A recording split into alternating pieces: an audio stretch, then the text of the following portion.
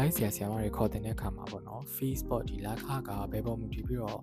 ကုန်ကျစရိတ်ကရှိနေရလဲပေါ့နော်အဓိကကတော့ဒီဆရာမတွေကိုခေါ်ပြီးတော့တင်တဲ့ခါမျိုးတွေပါပေါ့နော်လာခတွေအနည်းအများကွာခြားရဲဆိုတာကတော့ဒါပထမဦးဆုံးအရေးကြီးဆုံးကတော့အချိန်ပေါ့နော်ဒီဆရာမတွေဘက်ကပေးရတဲ့အချိန်ပေါ့ကိုကလိုချင်တာတစ်ပတ်9ရက်လောက်လိုချင်တယ်တစ်ပတ်4ရက်လောက်လိုချင်တယ်တစ်ရက်ကို1နာရီခွဲ2နာရီဝန်းကျင်လောက်အဓိကကတော့အချိန်များလိုချင်လေအချိန်များတိုးပြီးတော့မှယူလေပေါ့နော်လာခကတော့များလာမှဖြစ်တယ်ပေါ့နော်ဒါပထမဦးဆုံးတစ်ချက်ပါနောက်တစ်ချက်ကတော့ဒီ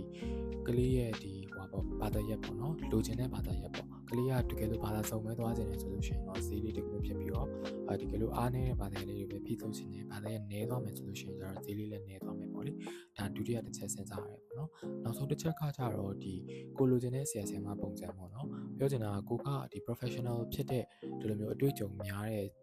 တက်ရင်ဝါရင်ဆရာမတွေခေါ်ခြင်းတယ်ပြီးတော့ဘာသာရပ်တွေကိုလည်းတဘာသာချင်းတယောက်ချင်းစီပဲခေါ်ခြင်းတယ်ပြောချင်တာကျွမ်းကျင်ဆရာမတွေပေါ့လေteacher ဘိုင်းတွေကိုခေါ်ခြင်းတယ် guide မဟုတ်ပဲနေပေါ့နော်ဒီလိုမျိုးဆိုလို့ရှိရင်လည်းဒါ